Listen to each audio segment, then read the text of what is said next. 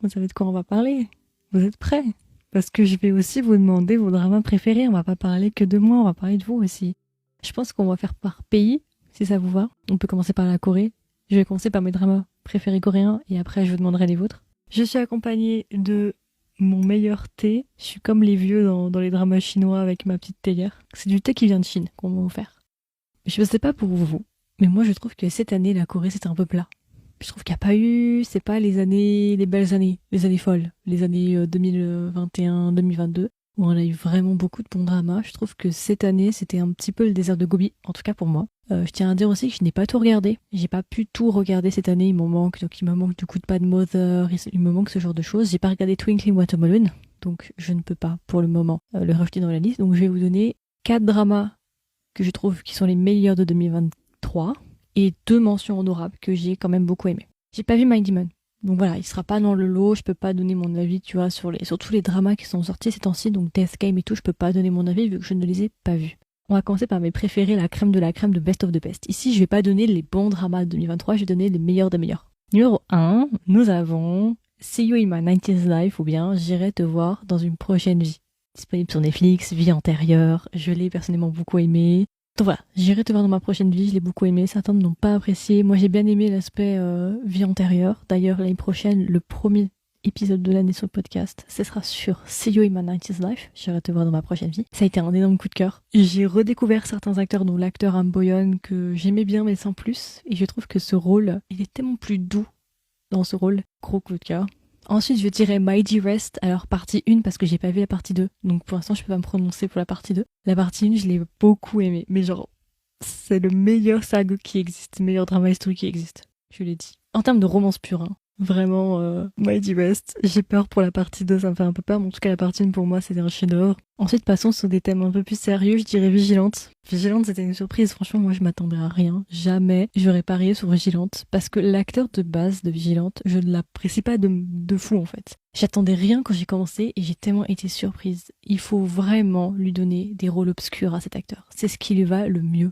Il faut des thrillers où il joue des psychopathes, où il joue des gens ambigus. C'est ça qu'il lui faut. Donc voilà, Vigilante, bon, c'était un peu court, on va pas se mentir, c'était plutôt une bande-annonce tellement c'était court, mais vraiment incroyable. D'ailleurs, j'ai envie de lire le webtoon, parce que c'est issu d'un webtoon, donc je me demande sincèrement ce que vaut le webtoon, est-ce que c'est similaire, c'est pas similaire. J'en sais rien pour le moment.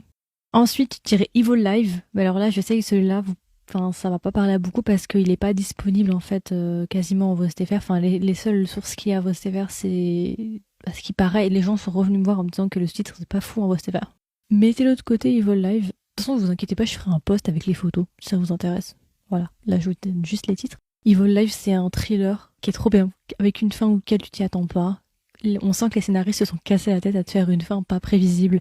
C'est vraiment... J'aime bien parce que généralement dans les K-dramas, tu vois, c'est soit tout est blanc ou tout est noir. Il y a jamais cette zone d'ombre de gris, tu vois. Evil Live, il exploite cette zone de gris, mais genre jusqu'au bout.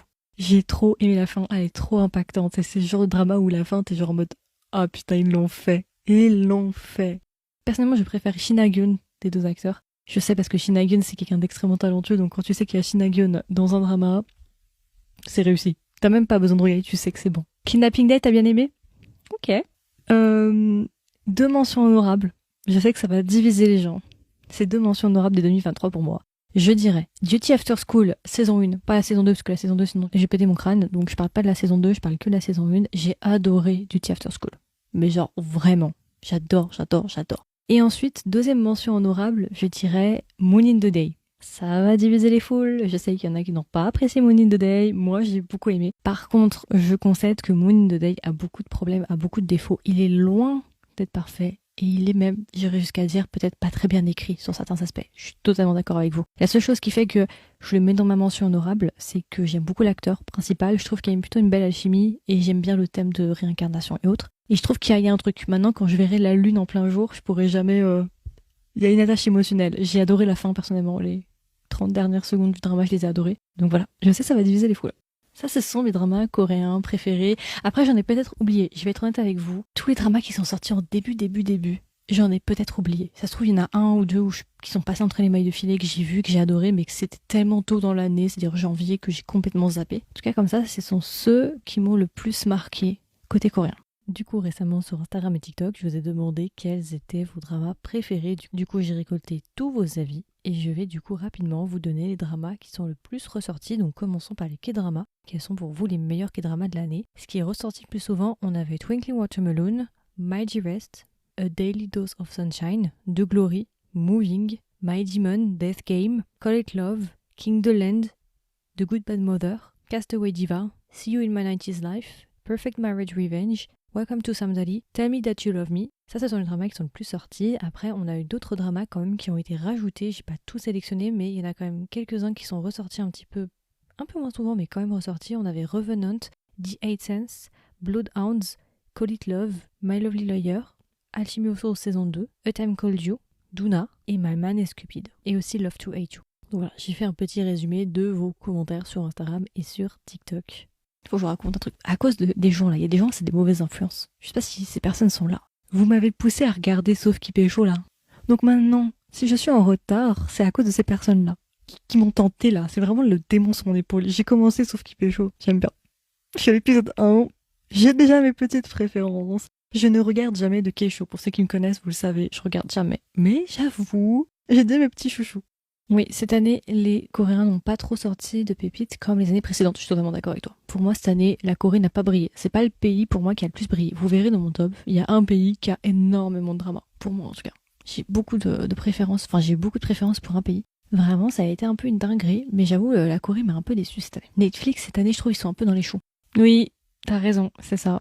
La Chine, cette année, a fait des bons trucs. Ouais, exactement. Bah, ça me fait une très bonne introduction. Ma recommandation, c'est drama. Il y a des choses évidentes que vous allez deviner, et il y a des choses moins évidentes que vous n'allez pas deviner. On va commencer par le plus évident, je pense, pour beaucoup. Hidden Love. Moi, j'ai beaucoup aimé. D'ailleurs, en janvier, un épisode sur Hidden Love sortira sur le podcast avec mon avis. Hidden Love, moi, j'ai beaucoup aimé. Après, moi, j'aime beaucoup le gars, personnellement. C'est Tian Zhe-yuan, je crois, si je dis pas bêtise, Tian Zhe-yuan. J'aime beaucoup cet acteur que j'avais découvert dans Mr. Bad. Si vous aimez bien l'acteur de Hidden Love et que vous voulez continuer à le voir dans d'autres romances, je vous recommande vraiment Mr. Bad. Par contre, c'est très différent. C'est pas du tout le même type de romance. Mais vraiment, Mr. Bad, c'est trop bien. C'est très drôle. C'est aux antipodes d'Hidden Love.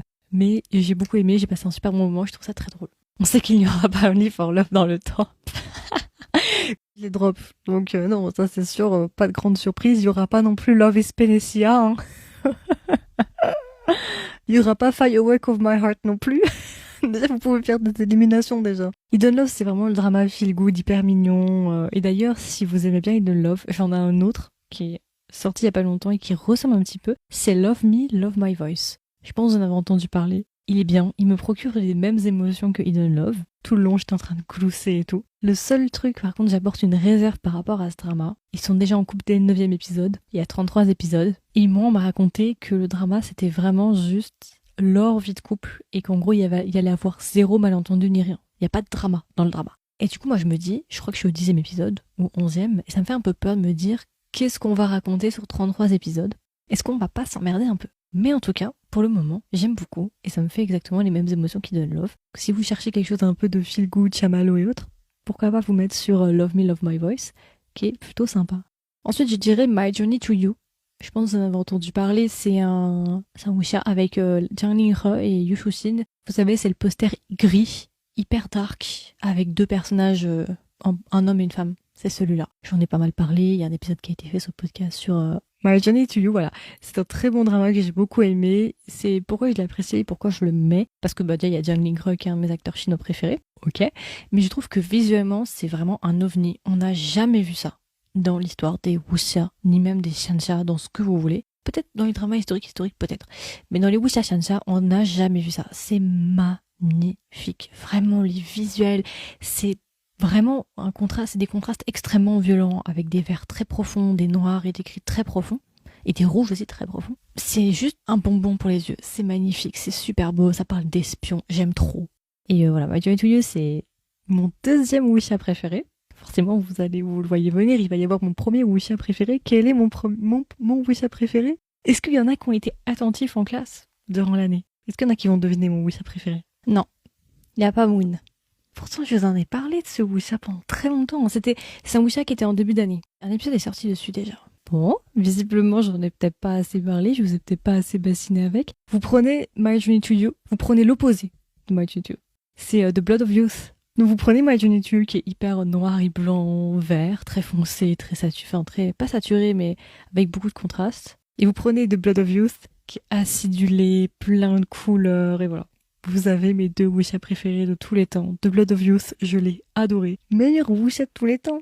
Si vous aimez les wuxia, vous cherchez des wuxia, allez sur The Blood of Youth. Il est incroyable. Non, trop bien. En plus, c'est une petite bromance comme on les aime. En fait, c'est pour vous dire une idée, je pense que vous avez peut-être vu le poster, c'est genre 5 ou 6 personnages. Il y a un personnage au centre qui est habillé en bleu, un personnage qui est habillé en rouge, et il y a un personnage, je crois, sur la droite, qui est un moine, donc qui est chauve, habillé en doré. Le moine, du coup, il s'appelle Wuxian. C'est mon personnage préféré presque de tous les temps. C'est un moine à l'extérieur. Mais au niveau de sa psychologie, il a rien d'un moine. C'est un gangster. C'est le genre de moine qui peut te foutre quelqu'un dans un puits. Ce drama est incroyable. Si vous voulez découvrir des wuxia et vous voulez voir des choses très différentes, My Journey to You, qui est magnifique visuellement, quand il y a eu The Blood of Youth, je me suis fait tous les épisodes d'un coup, il restait genre 4-5 épisodes, et pendant 1 mois et demi, j'ai fait l'autruche, j'ai fait comme si je les avais pas vus alors qu'ils étaient sous-titrés, parce que je ne voulais pas terminer l'histoire. Ensuite, je vais vous donner un drama qui est vraiment un ovni, mais que j'aime trop malgré... Enfin, comment dire? C'est un drama très niché, ce sera clairement pas pour tout le monde. Ceux qui aiment la science-fiction, c'est pour vous. Si vous aimez tout ce qui est extraterrestre, machin, c'est pour vous. C'est assez pointu dans la première partie du drama, ils sont très physiques, très questionnement sur la vie et l'univers. Mais il est tellement bien. Et plus j'y pense ces derniers temps, plus je me dis, ah non, il était bien. Il était bien. Il faut quand même en parler, même si ça peut faire peur à certaines personnes. C'est issu d'un roman, ça s'appelle Santi ou bien The Three Body Problem. D'ailleurs, Netflix va faire une adaptation en janvier. Mais je vais rien dire. Bon, j'ai vu le trailer, ils ont changé la moitié du casting, on va pas s'épiloguer là-dessus. J'ai fait des épisodes si ça vous intéresse sans spoilers, je crois, où je vous explique plus en détail. Three Body Problem, c'est vraiment une pépite. C'est presque envie de dire, c'est un chef-d'œuvre. En tout cas, c'est vraiment un drama qui est pour les gens qui aiment la science-fiction, allez-y. C'est vraiment un drama qui parle de tout ce qui est est-ce qu'on est les seuls dans l'univers et qu'est-ce qui pourrait se passer si on n'était pas les seuls. On est dans un monde en fait où la science n'arrive plus à progresser.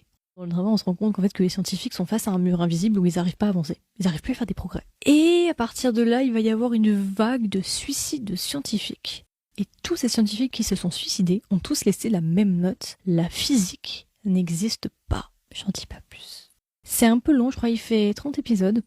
Mais c'est vraiment un très très bon drama, c'est un ovni. Ce qu'il faut savoir, c'est que c'est issu d'un roman. Le roman, il y a 3 livres, 3 tomes. Donc le premier drama correspond au tome 1. Et là, ils ont annoncé la saison 2. J'ai hâte. La version Netflix, j'ai regardé l'avant. Parce que j'ai lu le roman. Aussi, il faut savoir. J'ai lu le roman et j'ai vu la version Netflix qui est complètement américanisée. Ils ont changé plein de trucs. Je sais même pas si je vais regarder parce que c'est du grand n'importe quoi. Et en plus, l'histoire se passe en Chine, donc je vois pas comment. Netflix, visiblement, ça se passe aux États-Unis. Enfin, il y a tellement de références culturelles avec tout ce qui est Mao, la période de Mao et tout. Comment tu veux l'adapter aux États-Unis? Enfin bon, bref, je vais pas m'épiloguer là-dessus. En tout cas, je vous invite à aller voir la bande-annonce de Three Body Problem et tous ceux qui aiment tout ce qui est extraterrestre et science-fiction, style X-Files et tout. Allez-y, et la playlist et l'OST, il est pépite. Celui-là, je suis sûre que vous le connaissiez pas. J'ai mes sources. Comptez sur moi. Là, je vais vous donner que des trucs sous-côté, hein. Comptez sur moi. Ensuite, je dirais Parallel World ou bien West All of the Human. C'est un drama, je vous en ai déjà parlé. C'est un peu de science-fiction aussi, un petit peu, je sais pas. Pour moi, ce drama me fait penser à Indiana Jones, Lara Croft et les films de Dune. Si vous aimez l'ambiance dans le désert, aventure, avec des voitures, du sable, des scorpions géants, des monstres, des mondes parallèles, des légendes dans un désert en Chine, c'est vraiment pour vous. En plus, il est sur Viki celui-là, je crois, il est sous-titré en français. Pour Three Body Problem, tu me demandes où on peut le voir. Alors, il est sur Viki, si sous-titré français, visiblement sur Viki. Et d'ailleurs, je crois que c'est même pas payant, parce que là, j'ai les épisodes sous les yeux, et c'est pas marqué genre payé. Donc, je pense que vous pouvez aller les voir sans payer. Et bah, bonne nouvelle. Et Parallel World, du coup, c'est sur Viki, c'est ça, c'est bien ce qui me semblait, et ça s'appelle Monde Parallèle. De base, j'aime beaucoup Nini, l'actrice principale, mais le cas, j'étais pas fan de lui au début. Et puis, franchement, je l'ai redécouvert. Genre, il a une douceur, cet acteur. Je m'attendais pas à ça, alors que je l'appréciais pas. Hein. Pack from the Brink, je l'avais commencé, mais je l'ai pas terminé. J'ai pas réussi à le terminer, malheureusement. Mais j'ai pas fini, attendez, il y en a d'autres dramas. J'ai pas tout donné encore.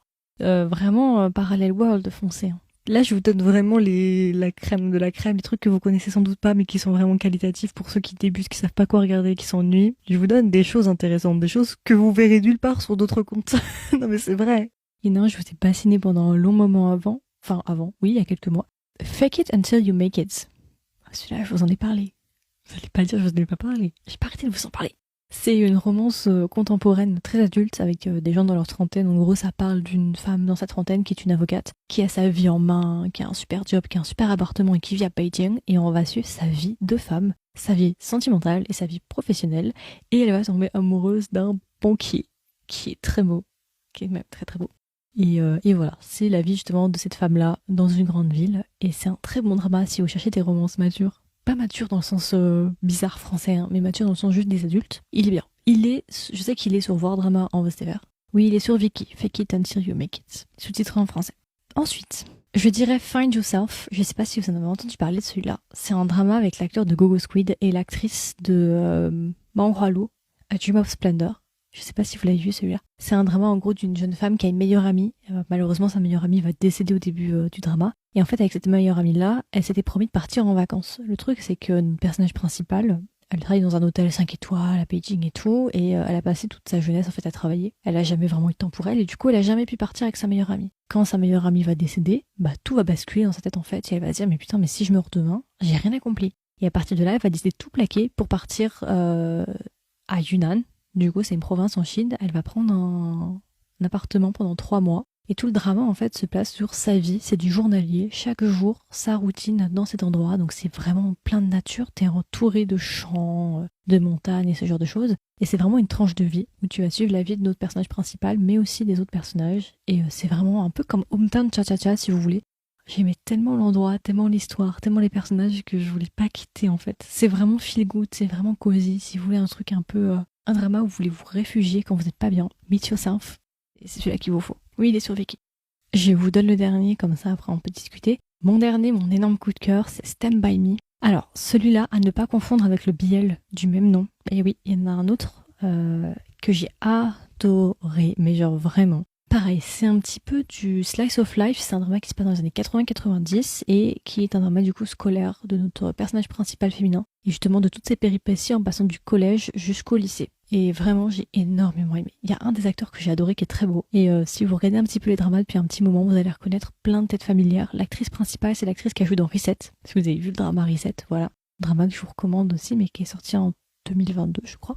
Il est sur Viki et il s'appelle Reste près de moi. Celui-là, je l'ai beaucoup aimé. Je l'ai vraiment beaucoup aimé. À la fin, j'ai grave chialé, mais j'ai trop aimé. C'est issu d'un roman et celui-là, je l'aime beaucoup. Du coup, niveau C-drama, pareil, j'ai récolté du coup vos C-dramas préférés. Alors, il y en a un petit peu moins. En tout cas, dans mes commentaires, j'en avais un petit peu moins. Donc, on avait The Forbidden Flower, Hidden Love qui est revenu extrêmement souvent, My Journey to You qui est aussi revenu pas mal de fois, Firework of My Heart, A Date with the Future, Meet Yourself aussi est revenu pas mal de fois, A Journey to Love, Lost You Forever, Sunshine by My Side, South Wind Knows est aussi ressorti quelques fois, et Sterry Love. Voilà. Le Japon. Bon, je pense qu'il y en a un, vous allez deviner. Je vais pas arrêter d'en parler, je vous ai emmerdé avec quand même pendant 1 mois et demi. Je n'avais que ça à la bouche. Vraiment, je pense que certains vont pouvoir deviner. Mes dramas préférés, je dirais Trillion Game. Je pense que vous n'êtes pas surpris pour beaucoup ceux qui me suivent. Trillion Game était incroyable, c'est un de mes dramas préférés de tous les temps japonais. Il est incroyable. C'est avec les acteurs de My Happy Marriage, le film. Voilà, Trillion Game, si vous ne l'avez pas vu, je sais que ça va pas plaire forcément à tout le monde. Pour moi, Trillion Game, c'est un mélange entre Itaewon Class et Reborn Rich, du côté coréen du coup. Si vous aimez ces genres-là, avec les acteurs de My Happy Marriage, le film, allez-y. Il est incroyable. C'est vraiment, j'ai adoré. Ça a été une grosse découverte. Beaucoup de gens sont revenus me voir en disant qu'ils l'avaient aimé. D'autres m'ont dit qu'ils l'avaient pas apprécié. Donc voilà. L'humour va peut-être pas forcément plaire à tout le monde. Mais en tout cas, moi, je l'ai beaucoup aimé. Et aussi, je dirais une office romance qui s'appelle Kekkon Yotebi. Kekkon espace Yotebi. Je l'ai adoré. C'est vraiment mes 2 dramas japonais de l'année préférés. Pour le moment, j'en ai pas d'autres. Une office romance, c'est un drama un peu plus business, un peu plus humour. Est-ce que vous avez des J-dramas préférés? Dites-moi tout. Est-ce que vous regardez déjà des J-dramas? Pas le J-drama avec le stalker. On voit qu'il y en a qui sont là sur TikTok. Alors, le J-drama du stalker, je peux pas me prononcer dessus. Non, faut pas déconner, j'ai passé un bon moment, mais faut peut-être pas déconner. Non, puis c'est surtout que je l'ai pas terminé encore. C'est sous-titré, tout est sous-titré, mais j'attends parce que je compte faire un épisode avec Moki. Avec Moki, on va vous faire un live où on débrief parce que du coup, Moki est allé voir. Il l'a vu. Donc, fin janvier, on risque de faire un live ensemble. Fermat Kitchen? Ça me dit rien du tout. Je vais taper, attends.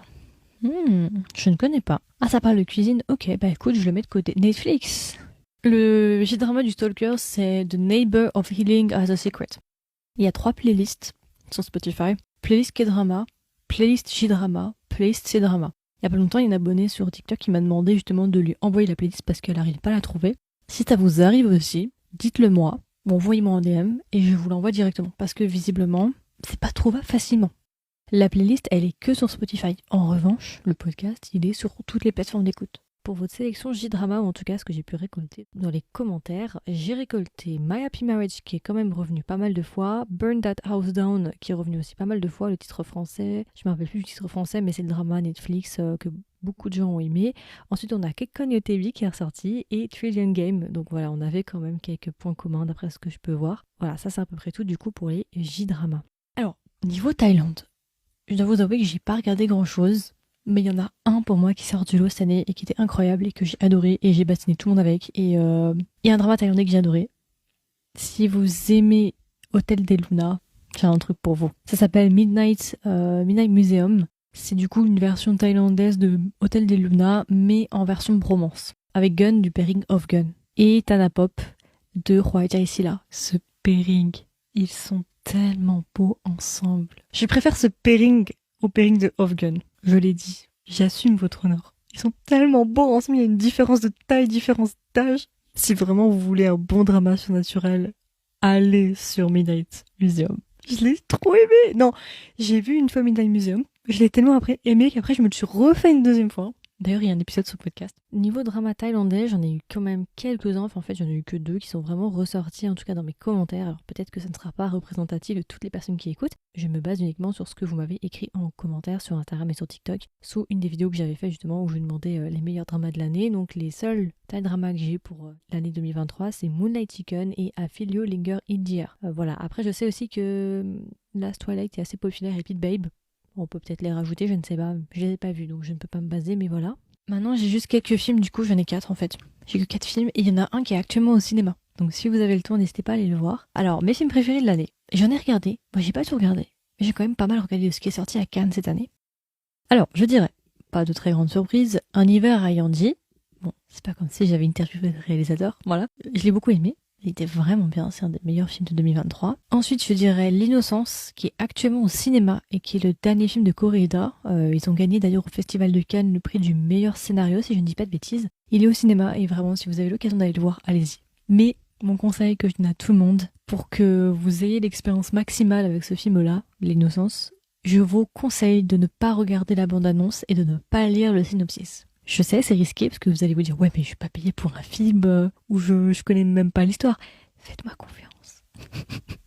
Si vous allez voir... En fait, tout le jeu de ce film, c'est de savoir de quoi parle le film. Au début, tu vas te dire « Ah, ça parle de ça. » Puis après, tu vas dire « Ah non, en fait, ça parle de ça. » Jusqu'au dénouement final où vraiment, Christelle l'a adoré. Vous savez, Christelle, de base, elle voulait pas le voir. Elle m'a dit « Heureusement que tu m'as poussé à le voir. » Parce qu'il est incroyable. Et dès que le film s'est terminé et que les lumières se sont allumées, elle m'a dit je veux me le refaire. Donc voilà, franchement si vous avez l'occasion, n'hésitez pas. C'est un poster avec 2 garçons, 2 enfants. Je pense peut-être que vous avez vu ça passer. Voilà, c'est un très très bon film. Ensuite je dirais Our Secret Diary. Alors là ça n'a rien à voir, c'est un petit film japonais. D'ailleurs je vous ai fait un review il y a pas longtemps sur TikTok et Insta. Vous pouvez scroller juste un peu plus bas, je l'ai fait là il y a pas longtemps. J'ai beaucoup aimé celui-là, c'est genre une romance scolaire vraiment basique. Mais genre basique hein, mais j'ai trop aimé.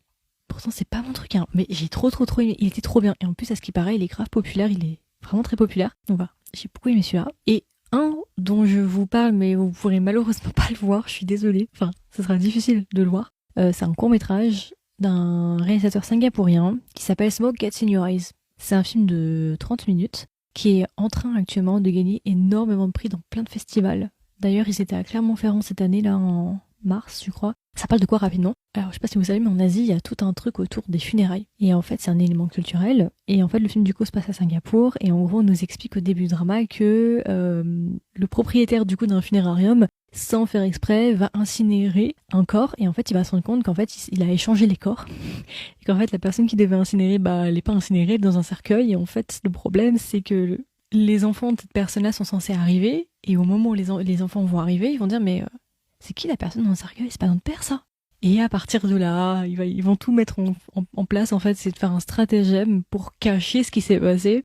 Et cacher aux invités aussi que leur père s'est fait incinérer alors qu'il devait pas se faire incinérer. Enfin, il y a plein de trucs et c'est très très drôle. Et voilà, c'est un court-métrage que j'ai beaucoup aimé. Past Lives, j'ai déjà fait un review, c'est un film qui m'a énormément déçu personnellement. Alors je sais que les avis sont très mitigés sur Past Lives. T'as ceux qui adorent, qui ont chialé à la fin, et t'as ceux comme moi qui sont complètement indifférents et qui sont sortis du film en se disant ok, je fais partie de la deuxième catégorie.